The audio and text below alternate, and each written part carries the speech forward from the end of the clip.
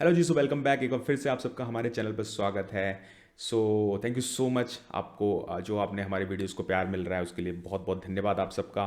So guys, आज हम discuss करने जा रहे हैं एक बहुत ही इंपॉर्टेंट टॉपिक, ऑपरेटिंग लेवरेज। बहुत ही इंपॉर्टेंट टॉपिक है। अगर आप एक इन्वेस्टर हैं, फाइनेंस के स्टूडेंट हैं, then you must know about this topic, you know. So चलिए आगे बढ़ते हैं। Just give me one second. Okay, so आगे बढ़ने से पहले आई वुड रिक्वेस्ट कि अगर आपने अभी तक हमारे चैनल को सब्सक्राइब नहीं किया है तो प्लीज़ कर लीजिए, because this is going to be gold mine for your investing. And if you are an student then obviously the lot of things you are going to learn in a practical way on this channel. So without wasting any time आगे बढ़ते हैं। सबसे पहले discuss कर लेते हैं कि हम क्या सीखने जा रहे हैं आज। आज का एजेंडा क्या है वो स्टडी करना बहुत ज़रूरी है। तो सबसे पहले हम समझेंगे बहुत ही आसान भाषा में what is operating leverage. Operating leverage क्या होता है, देन कैसे ये प्रॉफिट को मल्टीप्लाई करता है, कैसे अच्छी कंपनीज में हमको पकड़ना है इसको। कुछ रियल लाइफ कंपनी एग्जांपल जैसा कि हम हर बार करते हैं, कुछ केस स्टडीज़ लेंगे मार्केट से अच्छी कंपनीज की। We will discuss about how it comes into play, क्योंकि मैं यहाँ पर प्रैक्टिकल सेशंस रखता हूँ सारे। I don't want waste your time with the theoretical sessions, so that आप खुद से अप्लाई कर पाएँ। देन आपको कैसे यूज केस करना है, कैसे लेवरेज करना है जो आज नॉलेज लेने जा रहे हैं आप, उसका कैसे फ़ायदा उठा सकते हैं while in doing giving your interviews, अगर आप एक फाइनेंस के स्टूडेंट हैं, और डूइंग सम केस स्टडीज़। और अगर आप एक इन्वेस्टर हैं तो लाइव अगर आप इन्वेस्टिंग करते हैं तो कैसे इसको यूज़ कर सकते हैं और क्या क्या रिस्क होते हैं। हर सिक्के के दो पहलू होते हैं। We are also going to discuss about what are the risk of operating leverage. So without wasting any time let's get started. So operating leverage क्या होता है, अगर मैं सबसे सिंपल भाषा में अगर इसको समझाऊं तो इट इज़ कि आपकी सेल्स जो होती है थोड़ी सी ही बढ़ती है और आपका प्रॉफिट बहुत ज़्यादा बढ़ जाए। सो लेट्स से आपकी सेल अभी 100 रुपए की आप सेल करते हैं और वो बाद में हो जाए 200 रुपए की, डबल हो गई आपकी सेल। और आपका प्रॉफिट जो है, मतलब डबल होने का मतलब है 100% से अगर आपकी सेल बढ़ गई तो प्रॉफिट अगर आपका 500-600% से बढ़ जाए तो that is called the operating leverage. इसको थोड़ा सा आसान भाषा में समझते हैं एक एग्जाम्पल के साथ। यहाँ पर मैंने एग्जाम्पल लिया है। लेट्स से आपकी इनिशियल स्टेट है, सेल्स जो हो रही है 100 रुपए की हो रही है। इसको ऐसे समझते हैं, लेट्स से आपने एक कंपनी डाली है, चॉकलेट बनाने की फैक्ट्री आपने डाली है, और आप बढ़िया चॉकलेट बनाते हैं उसमें, 100 रुपए की सेल्स होती है। फिक्स कॉस्ट और वेरिएबल कॉस्ट को समझना बहुत ज़रूरी है इस कॉन्सेप्ट को समझने के लिए। तो फिक्स कॉस्ट मतलब कि आपने लेट्स से एक मशीनरी खरीदी और आपने जो भी लैंड या तो खरीदी या फिर रेंट पे ली, तो those are going to your fix cost. मतलब आप उनको चेंज नहीं कर सकते, आपको रेंट हर महीने पे करना पड़ेगा, या फिर आप ऑलरेडी उसको खरीद चुके हैं तो पे कर चुके हैं। आप मशीनरी का या तो लीज पे कर रहे हैं या फिर आप ऑलरेडी पे कर चुके हैं, मतलब आप उसको चेंज नहीं कर सकते। दैट इज़ वॉट, चाहे आपकी सेल्स हो या ना हो उससे कोई फ़र्क नहीं पड़ता। एंड दूसरी कॉस्ट होती है वेरिएबल कॉस्ट। लाइक आप अगर चॉकलेट की फैक्ट्री बना रहे हैं तो आपको शुगर डालनी होती है उसमें, आपको उसमें कोकोआ डालना होता है, या फिर मल्टीपल इंग्रेडिएंट्स होते हैं जो कि आपको उसमें डालने पड़ेंगे। बट ये उस पर डिपेंड करती है कि लेट से आपने अगर 1,000 चॉकलेट बेचते हैं तो उसके हिसाब से डालेंगे, 1 लाख बेचते हैं तो उसके हिसाब से डालेंगे, राइट। तो ये this is the composition of fix and variable cost. तो लेट से आपने 100 रुपए की सेल्स करी, फिक्स कॉस्ट आपकी 50 रुपए है, ये बढ़ने वाली नहीं है। वेरिएबल कॉस्ट है वो आपकी जैसी सेल्स होगी उसके हिसाब से बढ़ेगी। सो लेट से आपने 30 रुपए की वेरिएबल कॉस्ट है और आपका प्रॉफिट होता है 20 रुपए। इसको थोड़ा सा और आसान करने के लिए मैं आपको समझाता हूँ कि लेट से अगले महीने आपकी सेल्स डबल हो गई। सेल्स आपकी 100 रुपए की 200 रुपए हो गई। फिक्स कॉस्ट तो बढ़ नहीं सकती क्योंकि जो भी मशीनरी है, प्लांट है, आप ऑलरेडी खरीद चुके हैं। वेरिएबल कॉस्ट आपकी जो है लेट से ये भी डबल हो गई। तो सेल्स हुई 200 रुपए की, फिक्स कॉस्ट आपकी जो है वो 50 ही है, और वेरिएबल कॉस्ट हो गई आपकी लेट से 60 रुपए। तो अब 200 माइनस 50 और 60 होते हैं 110। तो 200 में से 110 गए, तो अब ये प्रॉफिट जो है वो 20 करोड़ का हो गया, सीधा 90 रुपए हो गया, ठीक है। तो आपकी सेल्स हुई 100 से 200, मतलब कि 100% सेल्स में जंप। और प्रॉफिट में अगर जंप की बात करेंगे तो नियरली 400 to 500% प्रॉफिट में jump. And this is magic, because आप जो है आप ऐसी कंपनी में प्ले कर रहे हैं, ऐसी कंपनी है आपकी जहां पर अगर एक बार मामला सेट हो जाए, डिमांड आपको पता चल जाए, आप जो खर्चे करने थे आप पहले ही कर चुके हैं, तो फिर आपकी सेल्स जिस दर से बढ़ती है, प्रॉफिट उस दर से नहीं, उसके काफ़ी गुना ज़्यादा दर से बढ़ता है।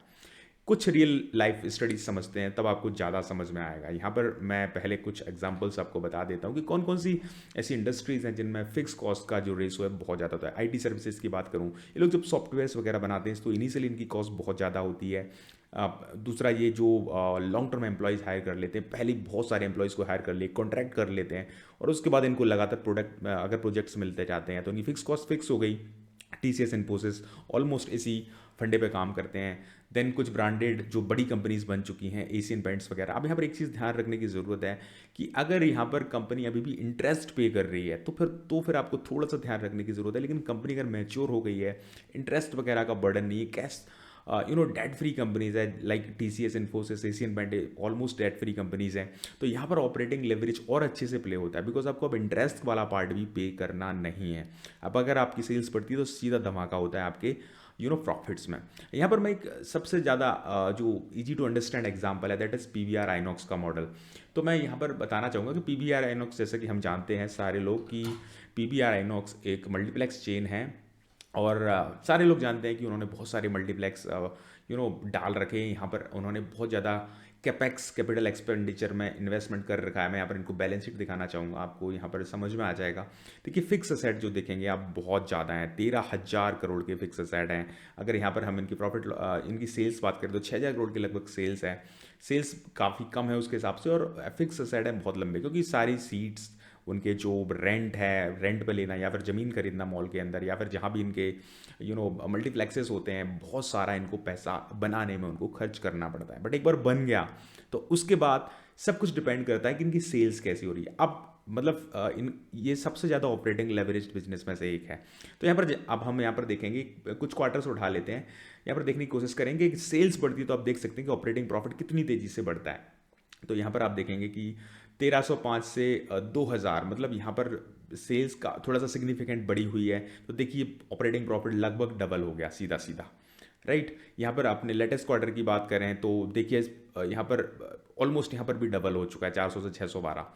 और जहाँ पर सेल्स नहीं बढ़ती है सिग्निफिकेंटली, अगर देखो इस क्वार्टर की बात करें, बहुत ज़्यादा सेल्स नहीं बढ़ी, तो ये लगभग फ्लैट है, केवल 100 करोड़ का एडिशन हुआ है। तो that is what we have to understand कि ऑपरेटिंग लेवरेजेस, और अगर सेल्स गिरती है तो फिर इनका जो जो ऑपरेटिंग प्रॉफिट है वो गिरता भी उतनी ही तेज़ी से है, बिकॉज आपको एक फिक्स कॉस्ट है वो तो आप प्ले कर ही रहे हो। तो यहाँ पर समझने वाली बात है, आपको आइडेंटिफाई करनी है ऐसी इंडस्ट्रीज जहाँ पर फिक्स कॉस्ट लग चुकी है और उनमें डिमांड आ गई है, मतलब वो कंपनी रेडी है प्रोडक्ट बनाने के लिए। और इसका दूसरा एग्जांपल हम स्टडी करते हैं कि जहाँ पर ऑपरेटिंग लेवरेज उतना ज़्यादा होता नहीं है। कंज्यूमर इंटेंसिव कंपनीज की अगर मैं बात करूँ, जैसे कॉलगेट है यार, इनका ज़्यादातर जैसे जो भी ये बनाते हैं टूथपेस्ट, तो उसमें जो इंग्रेडिएंट्स हैं, मतलब वेरिएबल कॉस्ट इन कंपनीज की ज़्यादा होगी as compare to the fix cost. यहाँ पर हम सीधा जाएंगे उसके लिए और देखेंगे बैलेंस शीट में फिक्स एसेट देखोगे अगर आप, तो आपको बड़े ही कम दिखेंगे, 500, 700, 1000, 800, बल्कि कम और हो गया पिछले, क्योंकि एक बार फैक्ट्री बन चुकी है। बहुत ज़्यादा फिक्स असेट पर इनको पैसे खर्च करना नहीं है, इनको खर्च करना है इंग्रेडिएंट्स, जो मतलब टूथपेस्ट में जो लगता है, जो भी फ्लोराइड वगैरह वॉट एवर इट इज़, उस पर इनको उनके प्राइसेस में अगर चेंज होगा तो इनका बिजनेस ज़्यादा अफेक्ट होगा। ये बात आपको समझने की ज़रूरत है। सो आई होप आपको बिजनेस ये कॉन्सेप्ट समझ में आ गया होगा। अब आपको समझने की ज़रूरत है कि कहाँ कहाँ पर हमको थोड़ा सा सतर्क रहने की ज़रूरत है। अगर इनकी सेल्स में फॉल होती है तो प्रॉफिट भी बहुत तेज़ी से गिर जाता है, वॉलेटिलिटी बहुत ज़्यादा होती है, और सबसे इंपॉर्टेंट पॉइंट जो लास्ट में लिखा हुआ है, डेट डेंजर।